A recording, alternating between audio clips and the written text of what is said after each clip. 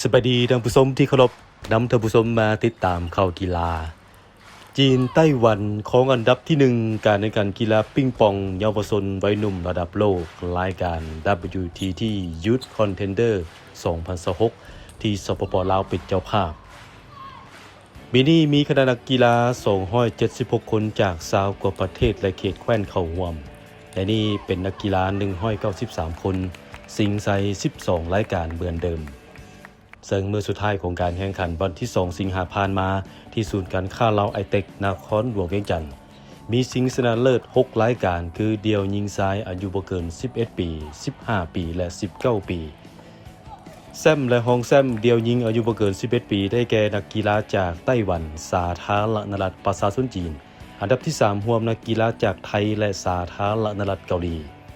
ชนะเลิศเดี่ยวชายอายุบ่เกิน11ปีได้แก่นักกีฬาจากไต้หวันสาธารณรัฐประชาชนจีนรองชนะเลิศนักกีฬาจากมาเลเซียอันดับที่3รวมนักกีฬาจากไทยและสาธารณรัฐเกาหลีชนะเลิศเดี่ยวหญิงอายุบ่เกิน15ปีเป็นนักกีฬาจากไต้หวันรองชนะเลิศนักกีฬาจากมาเลเซียอันดับที่3รวมน้องจิงหุยเชียนักกีฬาจากลาวเสื้อสายจีนได้ร่วมกับนักกีฬาจากสาธารณรัฐเกาหลีขณะที่เดี่ยวชายอายุบ่เกิน15ปีชนะเลิศรองชนะเลิศและอันดับที่3รวมเป็นของนักกีฬาจากไต้หวันส่วนแซมและฮองแซมเดี่ยวหญิงอายุบ่เกิน19ปีเป็นนักกีฬาจากญี่ปุ่นอันดับที่3รวมนักกีฬาจากไต้หวันและสาธารณรัฐเกาหลีทางด้านเดี่ยวชายอายุบ่เกิน19ปีแซมเป็นของนักกีฬาจากอิหร่านฮองแซมนักกีฬาจากอินเดีย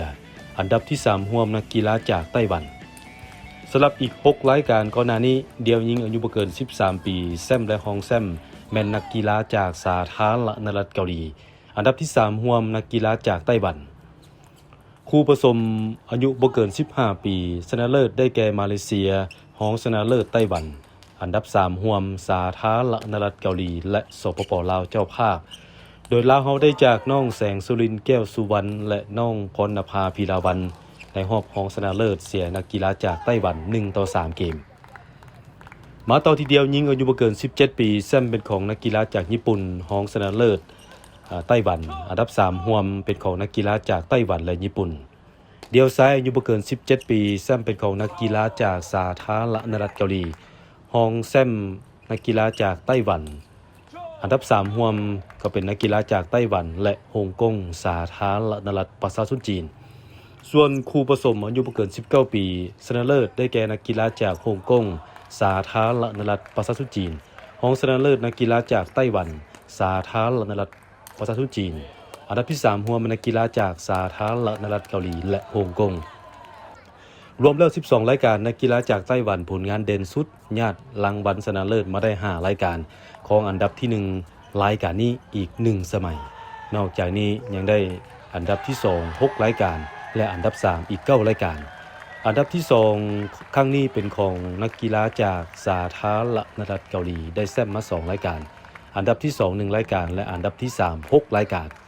ที่3ญี่ปุ่นได้แซม2รายการที่2 1รายการและที่3 1รายการรองลงมามาเลเซียฮ่องกงและอิหร่านได้แซมภาคส่วนละ1รายการ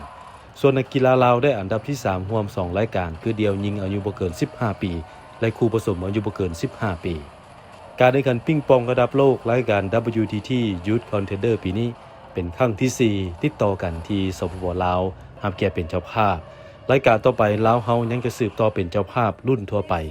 รายการ WTT Feeder Series ซึ่งเป็นครั้งที่2ติดต่อกันโดยจะมีคณะนักกีฬา197คนในนี้นักกีฬา127คนเข้าร่วมสิ่งทั้งหมด5รายการหญิงเดียวชายเดียวคู่หญิงคู่ชายและคู่ผสมจะแข่งขันวันที่4 หาวันที่8สิงหาคม2026ที่ศูนย์การค้าลาวไอเทคซันเจ็ตนครหลวงเวียงจันทน์เข้าซุ้มโดยบ่เสียค่า